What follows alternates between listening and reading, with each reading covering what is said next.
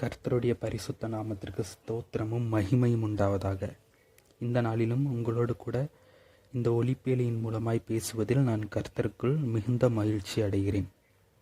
இன்றைக்கி நாளில் நம்ம என்ன பார்க்க போகிறோம் அப்படின்னா, சில நாட்களுக்கு முன்பதாக நான் ஒரு ஊழியக்காரரை சந்தித்தேன்.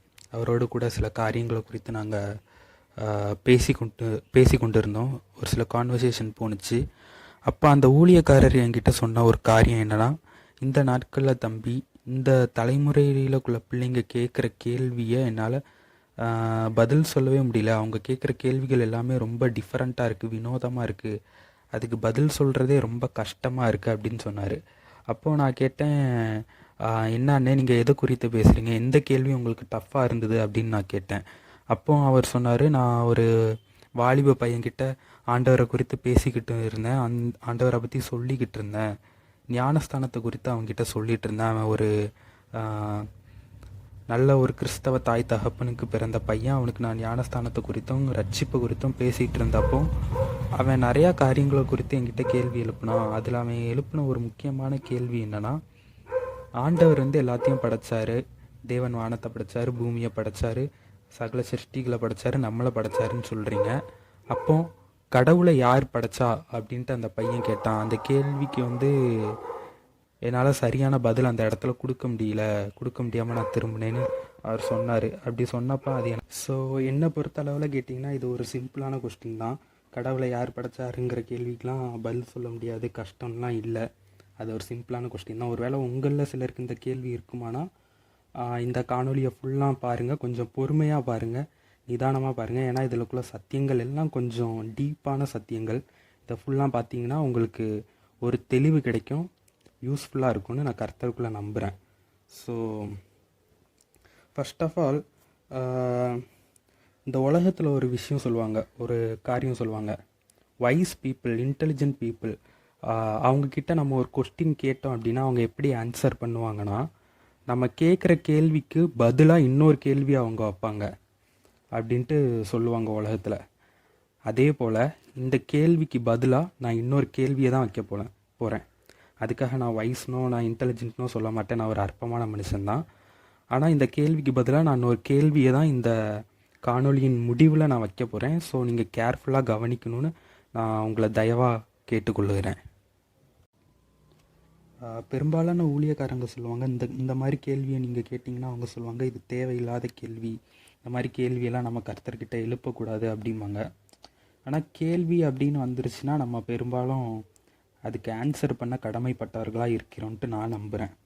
ஸோ ஏன் அப்படி சொல்கிறேன்னா, லூக்கா 12வது அதிகாரம் 2வது வசனம் சொல்லுது, வெளியாக்கப்படாத மறைபொருளும் இல்லை, அறிவிக்கப்படாத ரகசியமும் இல்லை அப்படின்ட்டு. ஸோ ஆண்டவர் நம்மக்கிட்ட எதையுமே மறைக்கலை, எதையுமே ரகசியமாகவும் வைக்கலை, எதையும் மறைக்கவும் இல்லை, எல்லாத்தையும் ஓப்பனாக வச்சுருக்காரு. ஸோ நம்ம தேடணும் அப்படின்னா எவ்வளோ பெரிய கேள்வியாக இருந்தாலும் அதுக்கு நம்மளால் பதில் கண்டுபிடிக்க முடியும் அப்படிங்கிறது தான் உண்மைங்கிறது. அதுதான் நம்ம தேடணும்னா எந்த கேள்விக்காக இருந்தாலும் பதில் கண்டுபிடிக்க முடியுங்கிறது தான் உண்மை. ஆனால் இன்னைக்கு நாட்களில் நம்ம என்னென்னா சரியாக தேடுறதில்லை. பெரும்பாலும் தேடுறது எல்லாமே ஆன்லைனில் தேடுறோம், யூடியூப்பில் தேடுறோம், கூகுளில் தேடுறோம். பைபிளில் இருந்து தேடுறோமான்னு ஒரு கேள்வி நாமளே எழுப்பினோன்னா பெரும்பாலும் தேடுறதில்ல. ஆனால் நம்ம பைபிளில் இருந்து தேடினோன்னா நம்மளோட எல்லா கொஸ்டின்ஸ்க்கும், நம்ம லைஃப்பில் இருக்கிற, நம்ம மனசில் இருக்க ஆன்சைட்டி, நம்மளோட ஃப்யூச்சரை பற்றின கொஸ்டின் எல்லாத்துக்குமே ஆன்சர் கிடைக்கும். அதுதான் பைபிளோட ஒரு பியூட்டி. இந்த உலகத்தை படைச்சதுலேருந்து இந்த உலகத்துக்கு ஒரு முடிவு இருக்குது, அது வரைக்கும் ஒரு டைம் லைன் இருக்குது.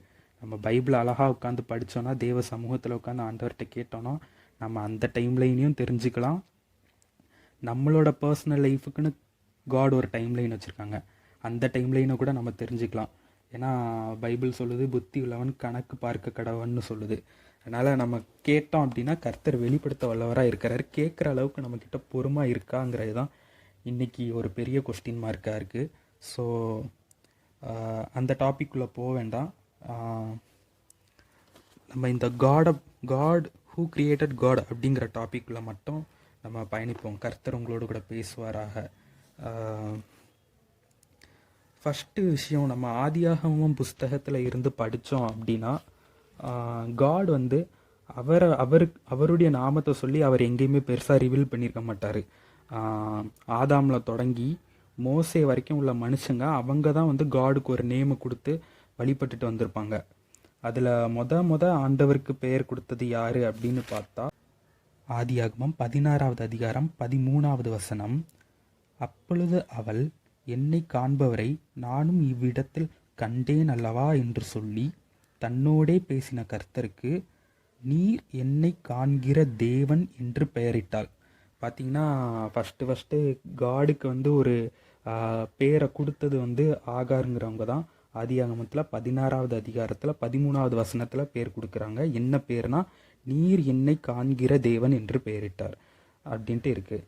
அதுக்கப்புறம் அப்படியே நம்ம போனோம் அப்படின்னா அதுக்கப்புறம்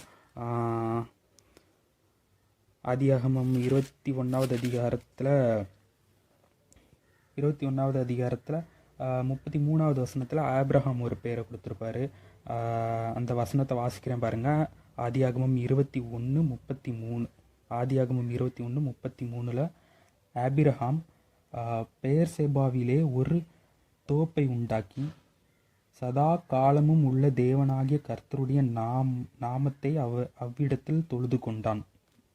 என்ன பேர் கொடுக்குறாருன்னா, சதா காலங்களும் உள்ள தேவனாகிய கர்த்தருடைய நாமம்னு இருக்குது. சதா காலங்களும் உள்ள தேவன் அப்படின்ட்டு இவர் பேர் கொடுக்குறாரு. இதுக்கப்புறம் பார்த்தீங்கன்னா ஆபிரகாமின் தேவனும் யாக்கோபின் தேவனும் ஈசாக்கின் தேவனும்னு அப்படி லைனாக வரும். இப்படி தான் ஆண்டவரை வந்து அட்ரஸ் பண்ணிக்கிட்டு இருப்பாங்க. இது எங்கே மாறும் அப்படின்னா, யாத்திராகமத்தின் புஸ்தகம் 3வது அதிகாரம் 14வது வசனம். இந்த இடத்துல நான் 13வது வசனத்திலிருந்து, யாத்திராகமம் புஸ்தகம் 3வது அதிகாரம் 13வது வசனத்திலிருந்து வாசிக்கிறேன், கொஞ்சம் கவனிங்க. அப்பொழுது மோசே தேவனை நோக்கி, நான் இஸ்ரவேலின் புத்திரரிடத்தில் போய் உங்கள் பிதாக்களுடைய தேவன் உங்களிடத்தில் என்னை அனுப்பினார் என்று அவர்களுக்கு சொல்லும்போது அவருடைய நாமம் என்ன என்று அவர்கள் என்னிடத்தில் கேட்டால் நான் அவர்களுக்கு என்ன சொல்வேன் என்றான். அதற்கு தேவன், இருக்கிறவராய் இருக்கிறேன் என்று மோசேயுடனே சொல்லி, இருக்கிறேன் என்பவர் என்னை உங்களிடத்திற்கு அனுப்பினார் என்று இஸ்ரவேல் புத்திரரோடே சொல்லுவாயாக என்றார். இந்த சம்பவம் உங்களுக்கு தெரியும். மோசேயை கூட்டு கர்த்தர் வந்து இஸ்ரவேல் ஜனங்களை பார்வோன் கிட்ட இருந்து விடுவிச்சு இஸ்ரவேலுக்கு திருப்பி கூட்டு போகிறதுக்கான அந்த ஜேர்னி, அந்த பயணம் ஸ்டார்ட் ஆகுறதுக்கு முன்னாடி மோசேயை ப்ரிப்பேர் பண்ணுவார். ப்ரிப்பேர் பண்ணி இஸ்ரவேல் புத்திரர்கள் இடத்துக்கு அனுப்புறதுக்கு முன்னாடி ஆண்டவருக்கும் மோசைக்கும் நடுவில் நடந்த கான்வர்சேஷன் இது. இதில் வந்து மோசே வந்து ஆண்டவர்கிட்ட மொத கேட்குறாரு, நான் போய் இஸ்ரவேல் புத்திரர்கள்கிட்ட இஸ்ரவேல் ஜனங்கள்கிட்ட உங்கள் பிதாக்களுடைய தேவன் என்ன உங்ககிட்ட அனுப்புனாருன்னு சொல்லும்போது அவங்க என்கிட்ட பதிலுக்கு எங்கள் பிதாக்களுடைய தேவனுடைய பேர் என்ன, நாமம் என்னன்னு கேட்டால் நான் என்ன அவங்களுக்கு ஆன்சர் கொடுக்கறது அப்படின்னு மோசே ஆண்டவர்கிட்ட கேட்குறாரு. அப்போ தான் ஆண்டவர் அவருடைய பெயரை அவர் நமக்கு வெளிப்படுத்துதாரு.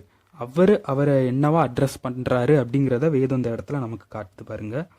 இருக்கிறவராய் இருக்கிறேன் என்று மோசையுடனே சொல்லி, இருக்கிறேன் என்பவர் அனுப்புனாருன்னு சொல்லு அப்படின்ட்டு ஆண்டவர் சொல்கிறாரு. இந்த பேர் இருக்குல்ல, இந்த பேர் இருக்கிறவராய் இருக்கிறேன், இதுக்கு வந்து 2 மீனிங் இருக்குது. இதை வந்து நம்ம 2 ஆங்கிளில் பார்க்கலாம். ஸோ நீங்கள் கொஞ்சம் பொறுமையாக கவனிக்கணும். ஸோ நீங்கள் பொறுமையாகவும் கூர்மையாகவும் கவனிக்கும் பொழுது தான் இதில் இருக்கிற சத்தியம் என்ன அப்படிங்கிறது உங்களுக்கு விளங்கும். நீங்கள் கொஞ்சம் இந்த இருக்கிறவராக இருக்கிறேன் அப்படிங்கிற நேமுக்கு 2 மீனிங் நான் வச்சுருக்கிறேன். அந்த 2 மீனிங்கையும் உங்களோட கூட பகிர்ந்து கொள்ள விரும்புகிறேன். ஃபஸ்ட்டு வார்த்தை அப்படின்னா, ஃபஸ்ட்டு இந்த நேமுக்கு என்ன மீனிங் அப்படின்னா, God is in beginning and also is in future. அவர் முடிவில் இருக்கார், எதிர்காலத்துலேயும் இருப்பார். எப்படி சொல்கிறதுனா, பிகினிங்லேயும் இருக்கிறாரு, இப்போவும் இருக்கிறாரு, எண்ட்லேயும் இருப்பார். இதை விட தெளிவாக சொல்லணும்னா பிகினிங்க்கு முன்னாடியே இருக்கிறாரு. பிகினிங் அப்படிங்கிறது இந்த உலகத்தோட பிகினிங், இந்த பூமியோட துவக்கத்தில் அப்படின்னு சொல்கிறத விட இந்த பூமியின் துவக்கத்துக்கு முன்னாடியே கர்த்தர் இருக்கிறாரு. அண்ட் இந்த பூமிக்கு ஒரு முடிவு இருக்குது. அதனால தான் நான் அந்த டைம்லைனை குறித்து சொன்னேன். இது தொடங்கினது ஒரு டைம்லைன், இதுக்கு ஒரு முடிவு இருக்குது, அந்த டைம்லைன் இருக்குது, அதுக்கப்புறமும் காட் இருப்பார். அதுதான் இதுக்கு மீனிங், இந்த வார்த்தைக்கு மீனிங். இதுக்கு இன்னொரு அர்த்தம் எப்படி எடுக்கலாம்னா, he is self operating one அப்படின்னு சொல்லலாம். God is a self operating one. தமிழில் எப்படி சொல்லலாம்னா, தன்னைத்தானே சுயமாய் இயக்கக்கூடிய ஒருவர் அப்படின்னு சொல்லலாம். எப்படின்னா, எப்படி சுயமாக இயக்குறாருன்னா எப்படி அப்படின்னு நீங்கள் கேட்கலாம். நம்ம இருக்கோம், நம்மளும் சுயமாக தானே இயங்கிட்டு இருக்கோம் அப்படின்னு உங்களுக்கு ஒரு கேள்வி இப்போ பிறக்கும். தெளிவாக கவனிங்க, நம்ம சுயமாக இயங்கலை, ஆனால் அவர் அவரே சுயமாக இயக்குறாரு. அதனால தான் அவரை நம்ம காடுங்கிறோம். இந்த ரெண்டு வார்த்தைக்கும் என்ன மீனிங் அப்படின்னா, நான் ஃபஸ்ட்டு சொன்னது, அவர் பிகினிங்கில் இருந்தார், பிகினிங்க்கு முன்னாடியும் இருக்கார், இப்போவும் இருக்கார், இனிமேலும் இருப்பார் அப்படின்னு சொல்கிறதுக்கு என்ன மீனிங் அப்படின்னா, no one can create God and no one can destroy God. கடவுளை யாராலையும் உருவாக்கவும் முடியாது, கடவுளை யாராலையும் அழிக்கவும் முடியாது. அதுதான் இதுக்கான அர்த்தம். நல்லா கவனிங்க, கடவுளை யாராலையும் உருவாக்க முடியாது, கடவுளை யாராலையும் அழிக்கவும் முடியாது. அதனால தான் அவரை நம்ம காட்னு சொல்கிறோம். அண்ட் ஆல்சோ செல்ஃப் ஆப்ரேட்டிங் அப்படின்னு சொல்கிறதுக்கு என்னென்னா, தன்னைத்தானே சுயமாக இயக்குறாரு. அப்போ நம்மளை யார் இயக்குறா? நீங்கள் நினைக்கலாம், ஒரு வேளை இது என் சரீரம், என் கை, என் கால், நான் தான் சுயமாக செயல்பட்டு இருக்கேன். இல்லை, நம்ம சுயமாக செயல்படலை, நம்மளை இயக்குறதும் அவர் தான். இந்த பூமியை இயக்குறதும் அவர் தான். இந்த பூமியில் உள்ள சகல காரியங்களை இயக்குறதும் அவர் தான். அதனால்தான் அவர் இல்லாமல் இந்த பூமியில் எதுவுமே இயங்காது, இந்த பூமியும் இயங்காது, நம்மளும் நம்மளை இயக்க முடியாது.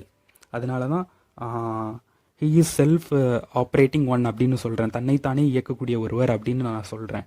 ஏன்னு வச்சுக்கோங்களேன், நம்மளுடைய ஜீவன் நம்ம நினைக்கலாம் இது என்னோட உடம்பு, என்னோட உயிர்னு நினைக்கலாம். ஆனால் அது உண்மையே கிடையாது. இந்த சரீரம் கடவுள் மண்ணால் உருவாக்குனாரு. நீங்கள் கொஞ்சம் கூர்மையாக கவனிக்கணும், ஏன்னா இது கொஞ்சம் ஆழமான சத்தியம். நீங்கள் டீப்பாக கவனிக்கும் பட்சத்தில் தான் உங்களுக்கு இது புரியும்.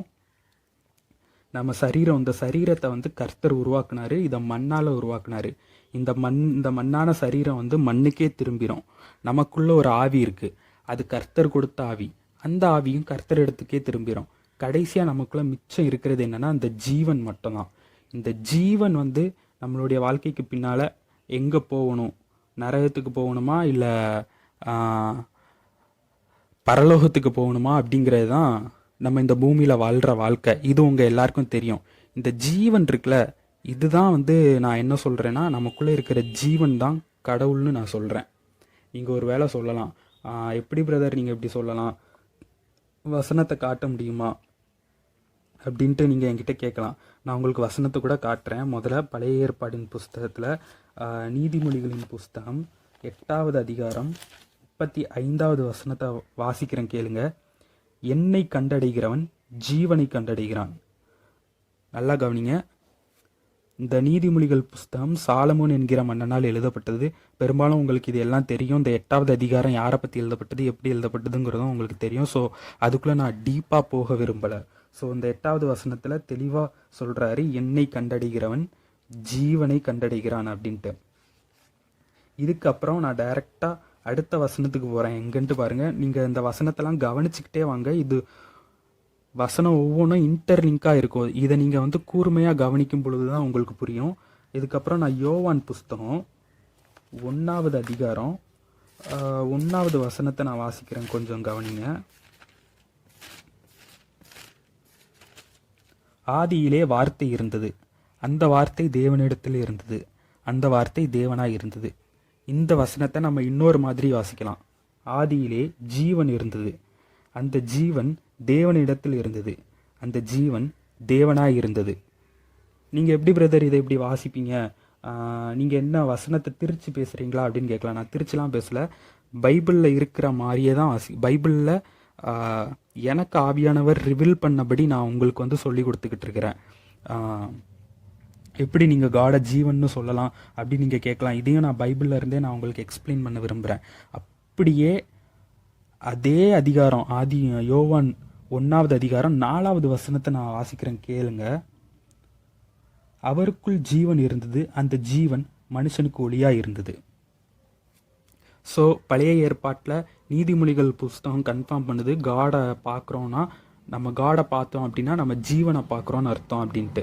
அதே மாதிரி இந்த யோவான் 1வது அதிகாரம் 4வது வசனத்தில் யோவான் கன்ஃபார்ம் பண்ணுறாரு, அவருக்குள்ளே ஜீவன் இருந்துச்சு, அந்த ஜீவன் தான் மனுஷனுக்கு ஒளியாக இருந்துச்சுன்னு கன்ஃபார்ம் பண்ணுறாரு. ஓகே, இதுவரை ஆல்ரைட், இதுவரை எல்லாம் பர்ஃபெக்டாக இருக்குது. பட் ஏசு தன்னை எப்படி அட்ரஸ் பண்ணுறாரு அப்படிங்கிறத நான் உங்களுக்கு காட்ட விரும்புகிறேன். இதுதான் ரொம்ப ஒரு பியூட்டிஃபுல்லான ஒரு பாயிண்ட்டு. இந்த பாயிண்ட்டை தான் நீங்கள் ரொம்ப கவனமாக கவனிக்கணும். அதே யோவான் புஸ்தகம் 14வது அதிகாரம் 6வது வசனத்தை நான் வாசிக்கிறேன், கொஞ்சம் கவனிங்க. யோவான் 14:6. அதற்கு இயேசு, நானே வழியும் சத்தியமும் ஜீவனுமாய் இருக்கிறேன் என்றார். என்னவா சொல்றாரு? அவரை என்னவா அவர் அட்ரஸ் பண்றாரு? வழியும் சத்தியமும் ஜீவனுமா இருக்கிறாரு. அவர் என்னவா இருக்காருன்னா ஜீவனா இருக்காரு. இந்த ஜீவன்கிற விஷயம் இருக்குல்ல, இதுதான் ரொம்ப ஒரு முக்கியமான ஒரு பாயிண்ட், ஒரு முக்கியமான விஷயம். இதை வச்சு தான் நான் உங்ககிட்ட சொன்னேன். இந்த எண்டில் வந்து நான் ஒரு கொஸ்டினை உங்கள்கிட்ட வைக்கிறேன். அந்த கொஸ்டினுக்கு நீங்கள் ஆன்சர் தெரிஞ்சிங்கன்னா கடவுளை யார் கிரியேட் பண்ணால் எல்லா சீக்ரெட்டும் உங்களுக்கு தெரியும் அப்படின்ட்டு. என்ன அப்படின்னா, நம்மளுடைய சரீரம் இருக்குது, நம்ம சரீரத்தில் கை இருக்குது, கால் இருக்குது, கண், மூக்கு, எல்லா ஆர்கன்ஸும் இருக்குது. ஆனால் ஜீவன் எங்கே இருக்குது நம்ம உடம்புல? இந்த கேள்வியை எழுப்புற நான் உங்ககிட்ட கேட்குறேன். உங்கள் உடம்புல வந்து கை இருக்குது, கால் இருக்குது, கண் இருக்குது, உங்களால் பார்க்க முடியுது, பேச முடியுது. இதுக்கெல்லாம் காரணம் உங்கள் உடம்புக்குள்ளே ஜீவன் இருக்குது. அந்த ஜீவன் எங்கே இருக்குது உங்கள் உடம்புக்குள்ளே? அதை கொஞ்சம் நீங்கள் யோசிச்சு பாருங்கள். ஒரு சிலர் இங்கே சொல்லலாம், என்னுடைய இருதயத்தில் ஜீவன் இருக்குது அப்படின்ட்டு. உங்களுக்கு புரிகிற மாதிரி சொல்கிறேன் பாருங்களேன். Heart is just an organ of our body. இருதயம்ங்கிறது நம்ம உடம்போட ஒரு பகுதி தான், ஒரு ஆர்கன் தான். ஆனால் அது உள்ள ஜீவன் இல்லை. அது இயங்குறதுனால நம்ம உயிரோடு இல்லை. நம்ம உடம்புல ஜீவன் இருக்கிறதுனால அது இயங்குது. ஆனால் அந்த ஜீவன் எங்கே இருக்குது? நல்லா கவனிங்க. நம்ம உடம்புல ஜீவன் இருக்கிறதுனால தான் நம்மளை வந்து மனுஷன்னு சொல்கிறாங்க. அந்த ஜீவன் நம்ம உடம்பை விட்டு போணுச்சுன்னா நம்மளை வந்து பேரை மாற்றி என்னன்னு சொல்லுவாங்கன்னு உங்களுக்கே தெரியும். பாடின்னு சொல்லுவாங்க. ஒரு துஷ்டி வீட்டுக்கு போனீங்க, ஒரு இறந்த வீட்டுக்கு போனீங்க அப்படின்னா பாடி எப்போ தூக்குவீங்கன்னு தான் கேட்பாங்க. மிஸ்டர் சாம்சன் எப்போ தூக்குவீங்க அப்படின்னு கேட்க மாட்டாங்க. பாடி எப்போ தூக்குவீங்கன்னு தான் கேட்பாங்க. நமக்குன்னு ஒரு ஜீவன் இருக்குது. அந்த ஜீவன் கர்த்தர் நமக்கு கொடுத்தது, அது தேவனுக்கு சொந்தமானது. இந்த ஜீவன் வந்து, இந்த ஜீவனுக்காக ஏன் சாத்தான் போராடுறான், அந்த ஜீவனை ஏன் மேற்கொள்ள போராடுறான் அப்படின்னா, ஏன்னா இந்த ஜீவன் வந்து காடுக்கு ஒப்பனையாக இருக்குது. ஏன்னா இந்த ஜீவன், ஏன்னா அதனால தான் கர்த்தர் நமக்கு வாக்குத்தத்தம் என்ன கொடுத்தாருன்னா, உனக்கு நித்திய ஜீவனை கொடுப்பேன். இப்போ நம்மக்கிட்ட இருக்கிற ஜீவன் வந்து வாழ்வுக்கும் சாவுக்கும் உண்டான போராட்டத்தில் இருக்குது. அதாவது நித்திய ஜீவனை அடையுதா, இல்லை வந்து மரணமாகிய அக்னியும் கந்தகம் எரிகிற நரகத்தை அடையுதாங்கிற போராட்டத்தில் நம்ம இருக்கோம். இப்போ வந்து இதுக்கு வந்து ஒரு நிச்சயம் இல்லை. இது சதா காலங்களிலும் நம்ம ஜீவன் பிழைச்சிருக்கிறோங்கிற நிச்சயம் நம்ம கிட்ட இல்லை. ஆனால் இது எப்போ நிச்சயம் அடையோம்னா, நம்ம தேவன் இடத்துக்கு போகும்போது, பரிபூர்ணம் அடைஞ்சு தேவன் இடத்துக்கு போகும்போது இந்த ஜீவன் வந்து பரிபூர்ணம் அடைஞ்சு நித்திய ஜீவனாக மாறும், அழிவில்லாத ஜீவனாக மாறும். அப்படி மாற விடக்கூடாது. இது கர்த்தர் கொடுத்த ஜீவன் திருப்பி கர்த்தர் இடத்துக்கு திரும்பிடக்கூடாது அப்படிங்கிறதுக்காண்டி தான் சாத்தான் நம்மக்கிட்ட போராடிட்டு இருக்கான்.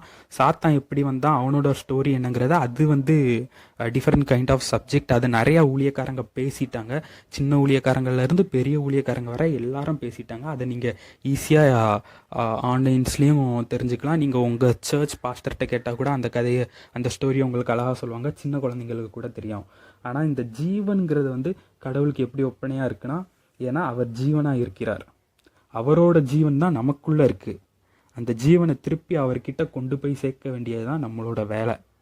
அதாவது அதுவும் இந்த ஜீவனோட வேலை தான். சகலமும் அவர் மூலமாக அவருக்குள்ளே இருக்குது. அவர் தான் சகலத்தையும் நடத்துகிறாரு.